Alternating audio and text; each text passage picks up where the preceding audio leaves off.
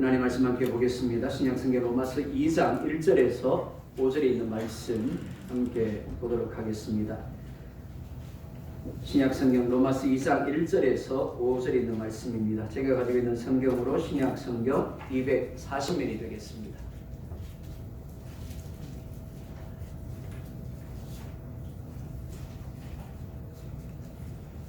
로마서 2장 1절에서 5절에 있는 말씀입니다.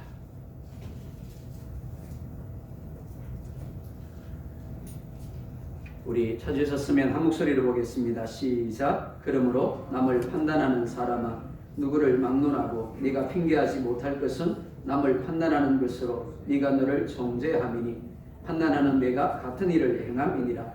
이런 일을 행하는 자에게 하나님의 심판이 진리대로 되는 줄 우리가 아노라. 이런 일을 행하는 자를 판단하고도 같은 일을 행하는 사람아, 네가 하나님의 심판을 피할 줄로 생각하느냐.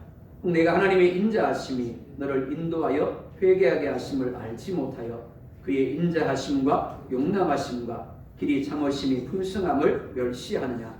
다만 내 고집과 회개하지 아니한 마음을 따라 진노의 날 곧 하나님의 의로우신 심판이 나타나는 그날에 임할 진노를 네게 쌓는도다. 아멘. 용납과 기다림의 십자가라는 제목으로 하나님의 말씀 증거하도록 하겠습니다. 사람은 살아가면서 갖가지 질병으로 고통을 당합니다. 심지어 죽기까지 합니다. 그런 사람들, 그런 환자들을 건강하게 고치고 살리는 일을 하는 사람들이 의사들입니다. 비록 병원이 다르고 진료 과목이 다를지라도 의사들이 환자들에게 하는 이야기는 늘 똑같습니다. 규칙적으로 운동을 하십시오. 식사를 할 때 꼭꼭 씹어서 천천히 드십시오 라고 이야기를 합니다. 그런데 그렇게 환자들을 판단하고 교훈하는 의사들이 정작 환자가 되어서 중환자실에 누울 때가 있습니다. 무엇이 문제일까요? 첫째, 자기 자신도 환자가 될 수 있다는 것을 생각하지 못할 때문입니다. 둘째, 자기 자신도 규칙적으로 운동을 해야 하고 식사를 할 때 꼭꼭 씹어서 천천히 먹어야 한다는 것을 생각하지 못한 때문입니다. 이는 영적인 부분에 있어서도 마찬가지입니다. 성경은 결코 다른 사람에게 적용하라고 주시는 말씀이 아닙니다. 성경을 보면서 다른 사람을 보면 안 됩니다. 나 자신을 보아야 합니다. 그리고 나 자신에게 적용할 수 있어야 합니다. 말씀을 들으면서 참 하나님 대단한 하나님이라고.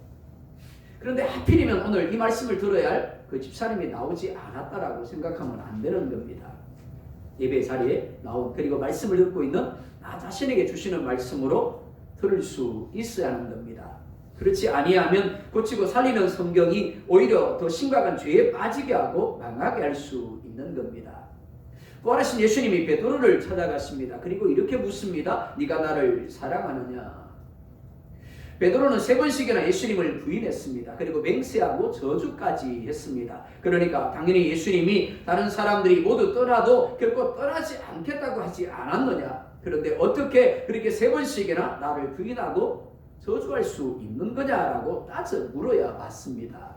그런데 예수님은 베드로가 저주하고 부인한 행동에 초점을 맞추지 않았습니다.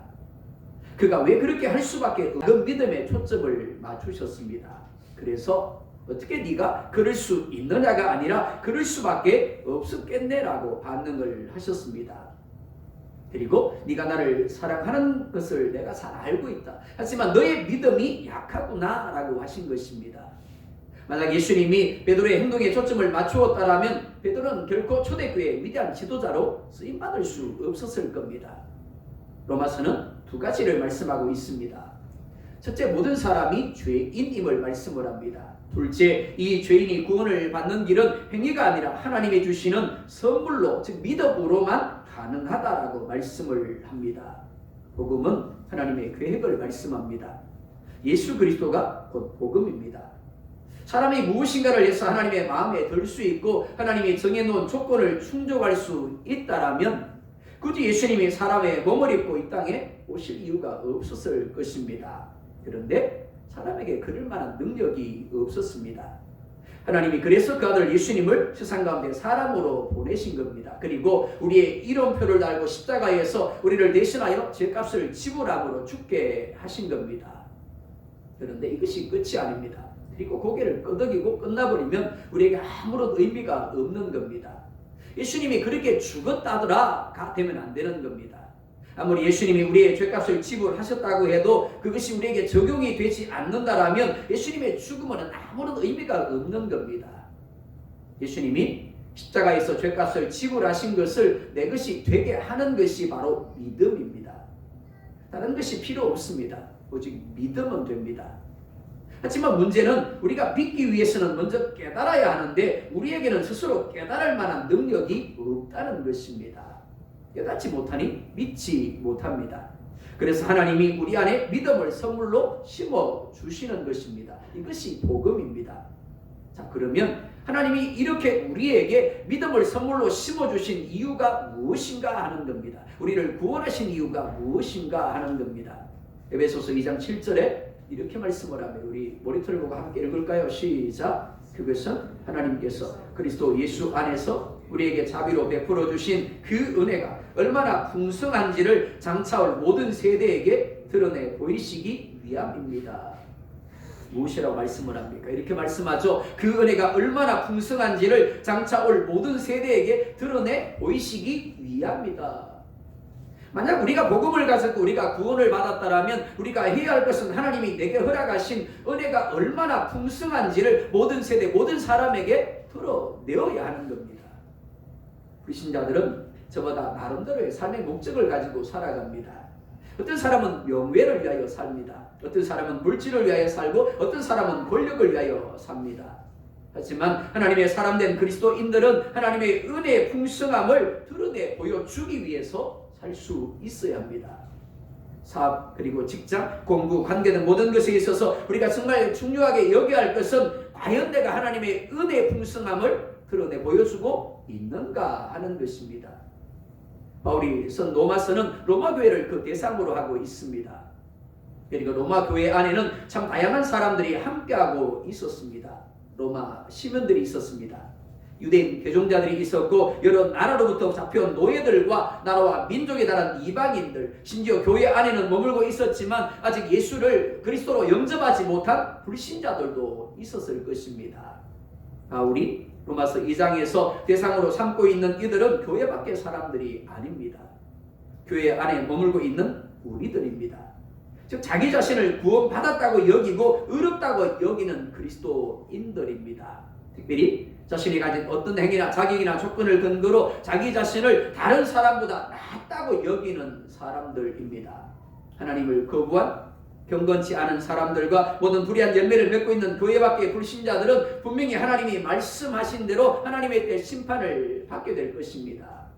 하지만 이들만이 아니라 교회 안에서 스스로를 의롭다 여기며 불의한 사람들을 정죄하고 비판하는 사람들 역시 다르지 않다라고 이야기를 합니다. 그리스도인들은 다른 사람을 판단하는 것 그리고 다른 사람을 정죄하는 것을 경계할 수 있어야 합니다. 1절에 보면 이렇게 말씀을 합니다. 그러므로 남을 판단하는 사람아 누구를 막론하고 네가 편개하지 못할 것은 남을 판단하는 것으로 네가 너를 정죄함이니 판단하는 네가 같은 일을 행함이니라. 판단하다라는 말은 분리하다, 평가하다, 판단하다라는 의미입니다. 그리고 재판하다라는 의미도 있습니다. 그러니까 판단한다라는 것은 어떤 이유나 근거로 다른 사람을 평가하고 판단하고 자신과 다른 사람으로 여김으로 자신으로부터 떼어내는 것, 분리하는 것을 가리킵니다. 넌 나와 달라. 넌 나와 함께할 수 없어라고 여기는 것이 바로 판단하는 것입니다. 특별히 긍정이 아니라 부정입니다. 그러면 이들이 판단을 하는 이유가 무엇이겠습니까? 첫째, 이들이 판단하는 이유는 자신들을 다른 사람보다 더 나은 사람이라고 여기기 때문입니다. 늘 시험만 치면 빵점 맞는 사람이 있습니다. 이 사람이 40점 맞는 사람을 판단할 수 있겠습니까? 그럴 수 없습니다. 적어도 41점을 맞아야만 40점 맞는 사람을 판단할 수 있는 겁니다. 낫다라고 여길 수 있는 겁니다. 그러니까 누군가를 판단하고 있다라면 내면에 적어도 그 사람보다는 내가 낫다라는 생각을 하고 있는 것입니다. 그러므로 다른 사람을 심판하는